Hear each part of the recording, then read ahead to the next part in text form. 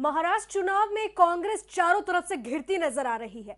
एक तरफ वो महायुति के खिलाफ खड़ी थी, सारी रणनीति तैयार थी, महाविकास अघाड़ी को बड़ा बनाने की कोशिश की जा रही थी, कवायद काफी तेज था, लेकिन अंदरूनी तौर पर वो टूटते हुए नजर आ रही है, कई मोर्चों पर घिरते हुए नजर आ रही है। वही कांग्रेस आज महाराष्ट्र विधानसभा चुनाव से पहले बीजेपी से ना लड़कर अपने ही लोगों के साथ लड़ रही है, अपने ही लोगों के खिलाफ लड़ रही है। ऐसे में इसी पर चर्चा करेंगे कि आखिर यहां कांग्रेस के सामने कौन से मोर्चे हैं, आखिर वो किन मोर्चों पे लड़ाई लड़ रहा है। यहां बीजेपी तो है नहीं, लेकिन आखिर ऐसी कौन सी बात है जो कांग्रेस को बेचैन कर रहा है। आइए हमारे साथ हमारे प्रधान संपादक हमारे सुनील राउत जी हैं, उनका बहुत बहुत स्वागत है। सवाल है कि आखिर कांग्रेस किन मोर्चों पे लड़ाई लड़ रहा है, कौन सी जंग लड़ रहा है विधानसभा चुनाव से पहले। नहीं रंजना, ये ठीक कह रही है आप कि अभी कांग्रेस के सामने सबसे बड़ा प्रश्न ये है कि वो पहले अपने भीतर की लड़ाई, जो अपनों से लड़ाई है, उसको कैसे सिमट ले। अभी महाराष्ट्र के चुनाव में वो ये तय ही नहीं, ये रणनीति तो शायद बना ही नहीं पाई है कि भारतीय जनता पार्टी को चुनाव में कैसे पटकनी दे या एमवीए को कैसे पटकनी दे, माफ करिएगा, महायुति को कैसे पटकनी दे, क्योंकि एमवीए के अंदर ही इतना घमासान मचा हुआ है। और एमवीए के घमासान की छोड़ दीजिए, पार्टी अपने अंदर के घमासान से निपट नहीं पा रही है और वहां पर उनके ही नेता कांग्रेस पार्टी को घेर रहे हैं। कैसे? और इसीलिए पार्टी के अंदर जो है सबसे बड़ा संकट ये इस वक्त हो गया कि कहीं उसको डाउट है कि वो उसकी एक्शंस की वजह से, उनकी इन रणनीतियों की वजह से फिर महाराष्ट्र हरियाणा न बच जाए। दरअसल जो केंद्रीय चुनाव समिति की बैठकें हुई, उस बैठकों में राहुल गांधी ने जिस तरह की नाराजगी जताई, और खबर तो यहां तक आई कि वो बैठक छोड़कर उठकर चले गए और उन्होंने कहा कि आपने सीट शेयरिंग के मुद्दे पर सबसे ज्यादा नाराजगी राहुल गांधी ने जताई। और ये जो सीट शेयरिंग की बात है, इसी में महाराष्ट्र से भी ये बात आ रही है। कहा यह जा रहा है कि सीट शेयरिंग में नेताओं ने फिर अपने पसंदीदा लोगों को टिकटें दे दी है। हरियाणा में भी यही है। हाँ, और इसी वजह से जो जीतने वाले कैंडिडेट है, जो जिताऊ उम्मीदवार है, या जिसको हम कह सकते हैं कि जो समर्पित कार्यकर्ता है, जो लंबे वक्त से इंतजार कर रहे थे, जो पार्टी का झंडा डंडा उठाकर लगे हुए थे कि भैया हमें चुनाव में मौका मिलेगा तो चुनाव हम जीतेंगे। अब सबसे बड़ा संकट जो है कांग्रेस पार्टी के सामने इस वक्त यह है कि चूंकि वो गठबंधन में लड़ रही है तो उसको सीटें कम मिली है। 288 सीटें महाराष्ट्र में कुल है और उन 288 सीटों में से अभी तक 99 सीटों पर उम्मीदवार कांग्रेस ने उतारे हैं। तो सारे नेताओं को एक तो लंबा वनवास है और एक उम्मीद जगी है कांग्रेस कार्यकर्ताओं में कि महाराष्ट्र में इस बार हम सत्ता में आ सकते हैं। और इस दौर में हर कोई चुनाव लड़ना चाहता है, और उस चुनाव लड़ने के दौर में जैसे खास तौर पर मुंबई से बड़ी पशुपेश की स्थिति है, विदर्भ से बड़ी पशुपेश की स्थिति है कांग्रेस के पास, क्योंकि उद्धव ठाकरे का गुट जो है वो मुंबई में मानने को तैयार नहीं है। यूबीटी जो है, उन्होंने कई सीटों पर अपने उम्मीदवारों का ऐलान पहले ही कर दिया, जबकि उन सीटों पर कांग्रेस पार्टी के उम्मीदवार जो है वो पहले से तैयारी करके बैठे थे और कांग्रेस पार्टी लगातार उन सीटों के लिए लड़ती रही। और राहुल गांधी की नाराजगी उसी को लेकर थी कि ये जो विदर्भ की सीटें और मुंबई की सीटें उद्धव ठाकरे को आपने कैसे दे दी। स्टेट का जो नेतृत्व है उस पर उद्धव ठाकरे बहुत माफ करिएगा, जो राहुल गांधी है बहुत नाराज हुए थे और वो बैठक छोड़कर चले गए। तो सबसे बड़ी लड़ाई जो कांग्रेस पार्टी की इस वक्त जो है वो अपने नेताओं के साथ चल रही है, क्योंकि उनके जो नेता बहुत हद तक नाराज हैं। अब नाराजगी कैसी है आप देखिए कि एक तो मुंबई के जो कैंडिडेट है, बेसिकली हो क्या रहा है कि जब गठबंधन हो रहा है तो आपकी सीटें जो है वो, आपको जो सीट चाहिए उस पर आपके सहयोगी को मिल गई वो सीट, तो आपको बगल की सीट मिली हुई। अब एक नेता है जो तैयारी कर रहा है उस सीट के लिए, वहां उसका जनाधार है, लेकिन उसको कांग्रेस पार्टी ने पकड़वा दिया बगल का सीट। तो अब हालात ये बन रहे हैं कि वो टिकटें भी वापस कर दे रहे हैं। कांग्रेस पार्टी के जो प्रवक्ता है वो और उम्मीदवार जिनको बनाया था उन्होंने टिकट वापस कर दी। उन्होंने कहा जी कि मुझे टिकट नहीं चाहिए, मैं तो यहां से नहीं लड़ना चाहता था, मैंने दूसरी विधानसभा से आपको टिकट मांगी थी, लेकिन मैं पार्टी का बहुत आभारी हूं कि आपने मुझे टिकट दिया और मैं सविनय ये टिकट मैं आपको लौटा रहा हूं। क्यों? क्योंकि उनको पूरा भरोसा है कि उस सीट से अगर वो लड़ते हैं तो चुनाव हार जाएंगे। तो इसलिए वो पहली लड़ाई जो है कांग्रेस को अपने मोर्चे पर लड़नी पड़ रही है अपने नेताओं से। दूसरा खबर यह है, दरअसल महाराष्ट्र की जो 288 सीटें रंजना, इसमें मैं आपको बता दूं कि 36 सीटें जो है वो मुंबई, मायानगरी मुंबई में है, 36 सीट्स। और ये सीटें जो है इसी पर बहुत ज्यादा लड़ाई है, विदर्भ की सीटें और मुंबई की सीटें। और इन्हीं 36 सीटों में से जब टिकट बंटवारा हुआ तो यहीं पर ये जो 36 सीटें, यहां पर दो तरफा संघर्ष कांग्रेस को ज्यादा करना पड़ रहा है, क्योंकि टिकट बंटवारे को लेकर ऐसे वहां पर हालात बन गए कि कहा जा रहा है कि ये मुंबई की जो सीटें है ये कांग्रेस को हरियाणा बनवा देगी, महाराष्ट्र में। अब जैसे इंडियन एक्सप्रेस में एक खबर छपी है, उस खबर के हवाले से मैं आपको बताऊं कि एक इंटरव्यू दिया था, मुंबई के अध्यक्ष है और सांसद भी है लोकसभा में, वर्षा गायकवाड़, तेज तर्रार नेता है। उस वर्षा गायकवाड़ ने कहा था कि कांग्रेस जो है, कांग्रेस ने उद्धव ठाकरे से, चूंकि मुंबई में शिवसेना का गढ़ है, जो मुंबई ठाणे जो है उसको शिवसेना का गढ़ कहा जाता है, और बीएमसी जो है उस पर लंबे वक्त से शिवसेना का कब्जा है। तो वर्षा गायकवाड़ का एक इंटरव्यू, उन्होंने कहा था कि हमने 18 सीटें उद्धव ठाकरे से मांगी थी, मुंबई की उद्धव ठाकरे से मांगी थी, ये शब्द पर ध्यान दीजिए।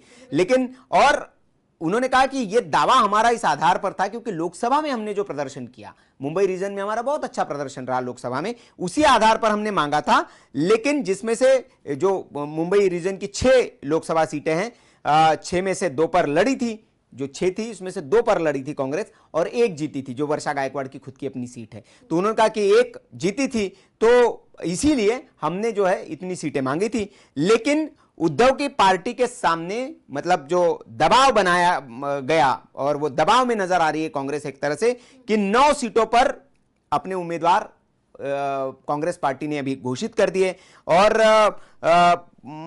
सिर्फ 9 पर, 18 मांगे लेकिन 9 पर उन्होंने उम्मीदवार घोषित किए। और ये तो संयोग ऐसा बना कि जैसे उनको लगा कि एक आध सीट और मिल सकती है, 9 से 10 हो सकती है, और अब जो 18 सीटें हैं भाई, 9 मिली आपको, तो जो 9 या 10 सीटें बाकी की जो सीटें हैं, या जो 36 के में से 9 में से माइनस कर दिए बाकी की जो सीटें, इस पर बड़ा घमासान मचा हुआ है। बाकी जो नेता है वो उहापोह की स्थिति में, क्योंकि चुनाव सबको लड़ना है। तो ये पहला मोर्चा तो ये है। दूसरा है कि सहयोगी दल जो है उससे सीटें कम मिली है कांग्रेस को। भाई अभी तक तो यही तय नहीं हो पाया कि कौन कितने पे लड़ेगा, फाइनल अभी गठबंधन का वो नहीं है। तो अब पार्टी के नेता जो है अंदर से इस तरह की भी बातें कर रही है कि दावेदार ज्यादा हो गए और टिकटें कम है, इसलिए बांटने में आप पक्षपात कर रहे हैं। यह आरोप जो है अभी से लगने लगे हैं कांग्रेस पार्टी के अंदर से। सबसे पहला आरोप यह लगा कि वर्षा गायकवाड़ जो है उन्होंने अपनी बहन को टिकट दिलवा दी है। वर्षा गायकवाड़ ने, भाई वो सांसद है और अपनी बहन को उन्होंने विधायक बना दिया है। और दूसरा ये आरोप लग रहा है कि आप गठबंधन के सामने आपने सरेंडर कर दिया और आप सम्मानजनक सीटें भी नहीं ले पाए, जबकि आपका लोकसभा चुनाव में बहुत अच्छा प्रदर्शन है कांग्रेस का। उस हिसाब से आप सम्मानजनक सीटें नहीं ले पाए, और जो सीटें खाटे में आई है वो मुट्ठी भर नेताओं के और उनके रिश्तेदारों के बीच बांट दी जा रही है। यह आरोप लगाया जा रहा है। जैसे कि वर्षा गायकवाड़ की बहन का मैंने उदाहरण आपको दिया, धारावी सीट, जिस सीट से मिला, और अभी वर्षा गायकवाड़ का एक धारावी से वीडियो भी आया था कि धारावी के लोगों के बीच में जाकर कह रही कि हर व्यक्ति को हम घर दिलवा के रहेंगे और आपके साथ अन्याय हो रहा है, आप हमारा वो लिख के दीजिए। तो ये जो धारावी की सीट है, इस पर जो है ज्योति गायकवाड़ जो है उनको टिकट दिया गया है, और वो इनकी बहन है, इसीलिए धारावी की सीट पर वर्षा गायकवाड़ पूरी मेहनत कर रही है। अब वर्षा गायकवाड़ का फोकस कहीं और नहीं, उन्होंने सेंट्रिक कर दिया क्योंकि अपने रिश्तेदार को जिताना है। हरियाणा की कहानी दोहराई जा रही है, जैसे रणदीप हुड्डेवाला, माफ करिएगा, जो सुरजेवाला थे, वो अपने बेटे की सीट पर उन्होंने पूरा फोकस कर दिया, उसको जिताना था। हुड्डा साहब ने उन लोगों पर फोकस किया जो उनके दल के नेता थे, शैलजा ने उन पे फोकस किया जो अपने दल के नेता थे, तो इसलिए हरियाणा जो है कांग्रेस हार गई। सेम कहानी जो है वो मुंबई में दोहराई जा रही है। अब इससे पहले कांग्रेस ने पूरा जोर लगा दिया कि उद्धव जो है कम से कम वर्सोवा सीट और बांद्रा ईस्ट की जो सीट है वो कांग्रेस को दे दे, लेकिन उद्धव झुके नहीं, टस से मस नहीं हुए, क्योंकि जो बांद्रा ईस्ट सीट है और बायकुला की सीट है वो मतलब बायकुला की भी सीट है, उस पर शिवसेना ने अपने उम्मीदवार उतार दिए। जैसे आपको मैंने बताया था कि जो सरदेसाई है, जो आदित्य के चचेरे भाई है, मौसेरे भाई, उनको वहां से टिकट दिया गया ईस्ट बांद्रा से। तो वो वहां पर पहले ही सूची आने से पहले, मंथन मनन होने से पहले इन्होंने घोषित कर दिया कि ये तो हमारा उम्मीदवार रहेगा। तो इसीलिए कांग्रेस के एक विधायक जो है वर्सोवा से, अब वो अपने दामाद को टिकट दिलवाना चाह रहे हैं और वो कोशिश में लगे हुए हैं कि भाई दामाद को टिकट मिल जाए। लेकिन उन्हें जब लगा कि अब तो भैया ये मुश्किल होने वाला है, तो वर्सोवा की टिकट तो उधर जा रही है सीट, तो उन्होंने पार्टी नेतृत्व को राजी कर लिया और कहा कि नहीं जी ठीक है, हम छोड़ देते हैं दावा, तो एक तरह से तो ये जो परिवारवाद वाली जो सिचुएशन है, वहां कांग्रेस जो है वो उससे लड़े। अब बीजेपी से कैसे लड़े उसकी रणनीति तो बाद में बनानी है, पहले अपनों से। उद्धव से लड़ाई चल रही है। अब ये तो छोड़ दीजिए, सबसे बड़ी लड़ाई चल रही है इंडी गठबंधन के सहयोगियों से। अखिलेश यादव रोज धमका रहे हैं। अखिलेश यादव ने अब जो मुंबई 5 सीटें जो है, मालेगांव, मानपुर खुर्द जो है, और ये जो 5 सीटें हैं, इन 5 सीटों पर इन्होंने अपने उम्मीदवार घोषित कर दिए सपा ने, और अब तो कह रहे कि 25 पे लड़ेंगे समाजवादी पार्टी, क्योंकि आपने दी नहीं। कल अखिलेश बहुत ज्यादा नाराज हुए, उनकी एक बाइट भी आई, उन्होंने कहा कि गठबंधन में कोई त्याग नाम की चीज नहीं होती है।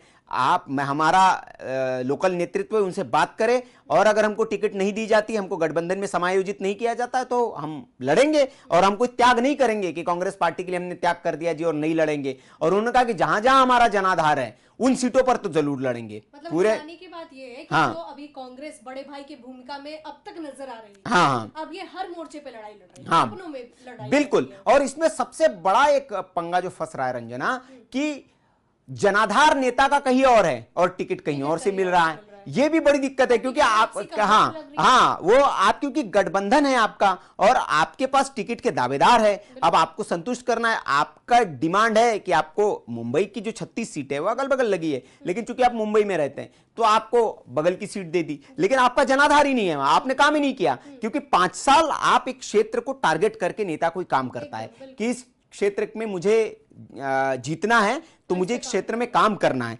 लेकिन आप जैसे चारकोप के एक प्रत्याशी है, मैं उदाहरण देना चाहूंगा, यशवंत सिंह। अब वो शुरू में इस सीट से चुनाव लड़ने के लिए तैयार नहीं थे, और वो पार्टी उत्तर भारतीय जो सेल है कांग्रेस का, उससे जुड़े हुए नेता है। उन्होंने कांदिवली ईस्ट से टिकट मांगा था। ये जो कांदिवली सीट है वहां से उन्होंने टिकट मांगा था, क्योंकि यहाँ उत्तर भारतीयों की तादाद बहुत अच्छी है, और वो उत्तर भारतीय सेल के नेता भी है। तो लेकिन कांदिवली से एक गुजराती प्रत्याशी है, कालू बधेलिया, उसको मैदान में उतारा गया है। तो ये हो गया कि उसकी डिमांड वहां से थी, लेकिन उसको उधर से उतार दिया गया। तो ये भी अब, हालांकि इन सब के बावजूद जो है वर्षा गायकवाड़ ये दावा कर रही है कि पार्टी में जो टिकट दिए गए हैं वो कोई परिवारवाद नहीं है, कोई ऐसा नहीं है, मेरिट के आधार पर हमने दिए, जो जिता उम्मीदवार है जहां से उसको हमने दिए हैं, और जो लड़कर चुनाव जीत सकते हैं, ये दावा वर्षा गायकवाड़ कर रही है। लेकिन जो जमीनी हालात है वहां के, मुंबई के, बाकी जगह, विदर्भ में भी यही हो रहा है। विदर्भ में जिन सीटों पर दावा कर रही थी वहां पर उद्धव गुट के बीच में लड़ाई थी, और अभी अंदरूनी तौर पर तीनों जो गुट है एमवीए के अंदर, जो तीनों पार्टियां हैं, वो आपस में ही लड़ाई लड़ती नजर आ रही। अभी तक ये फाइनल नहीं है कि सारी सूची अभी तक बाहर नहीं आई है। अभी भी थोड़ी देर पहले यूबीटी के कुछ हमारे मित्र है, पॉलिटिकल मित्र है जो यूबीटी में हैं, और उनसे हमारी चर्चा हो रही थी कि अभी भी कुछ सीटों पर उम्मीदवारों को बदला जा सकता है। उद्धव ठाकरे नाराज है कि कुछ उम्मीदवारों को आपने घोषित कर दिया, लेकिन उद्धव ठाकरे चाहते हैं कि वहां कोई और चुनाव लड़े। तो मीटिंगों पर मीटिंगें चल रही है, शिवसेना भवन में मीटिंग हो रही है, उद्धव ठाकरे के घर पर मीटिंग हो रही है, और उनके भी उम्मीदवारों को बदला जाए, नए उम्मीदवारों को उतारा जाए, उस पर मंथन मनन चल रहा है। तो अभी तक प्रत्याशी भी कंफ्यूज है। कुल मिलाकर जब तक नामांकन आपका नहीं हो जाता, पार्टी की ओर से ये भी फॉर्म आपको नहीं मिल जाता, और नामांकन भर के नामांकन की तारीख नहीं निकल जाती, क्योंकि नामांकन भरने के बाद भी हो सकता है कि आपको बोले कि नामांकन वापस ले लो, दूसरा प्रत्याशी भर लेगा। तो ये हालात जो है ये इस वक्त बने हुए हैं, और इसीलिए कांग्रेस पार्टी जो है वो हर मोर्चे पर घिरी हुई नजर आ रही है। इंडी गठबंधन के लोग उनको घेर रहे हैं, गठबंधन के सहयोगी वो कह रहे हैं कि चुनाव नहीं लड़ाएंगे तो हम अपने खुद लड़ लेंगे।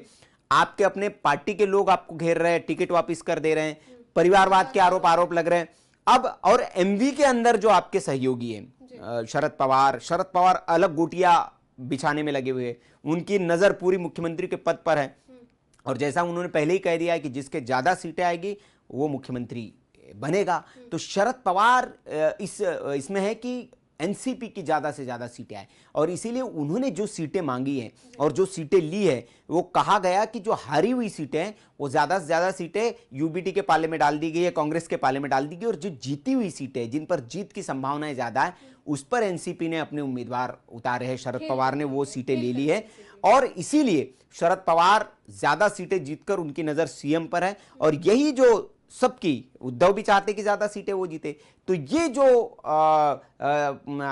सबके अंदर जो लालसा है एक, वही लालसा एमबीए को ले डूबेगी, ये राजनीतिक विश्लेषक अभी तक वहां कह रहे हैं। जैसे कि समाजवादी पार्टी के मुखिया ने भी ये कहा कि त्याग नाम की चीज नहीं है। हाँ, हम बलिदान और त्याग नहीं देंगे जी। अगर आप हमें नहीं करते तो हमारा जहां जहां जनाधार है वहां वहां हम लड़ेंगे। तो मुंबई क्षेत्र में जैसे 2 विधायक तो है ही समाजवादी पार्टी। अच्छा, इस बीच एक सवाल नहीं उठता, क्योंकि आपने बहुत बारीकी से चीजों को बताया है कि किस तरीके से जहां से जनाधार है वहां से टिकट नहीं दिया गया, कहीं और से टिकट दिया गया, इसके बाद परिवारवाद की बात आती है, उसके बाद टिकट वापसी की बात आती है, और कांग्रेस आलाकमान। मेरा सवाल बहुत अहम है ये, क्योंकि ये हमने हरियाणा के चुनाव में भी देखा, इसके अलावा जहां जहां कांग्रेस का राज है वहां भी हमने ये देखा है कि आलाकमान जो फैसले करती है वो इंप्लीमेंट नहीं कर पाती। जब भी इनकी बैठकें होती है, बड़ी बड़ी बातें होती है, बड़ी बड़ी बातें होने के साथ साथ बड़े बड़े यहाँ पे देखिए कि लड़ाइयाँ भी चलती है, घोषणाएं भी होती हैं, गारंटी भी दी जाती है, लेकिन सवाल ये है कि जो आलाकमान बैठा हुआ है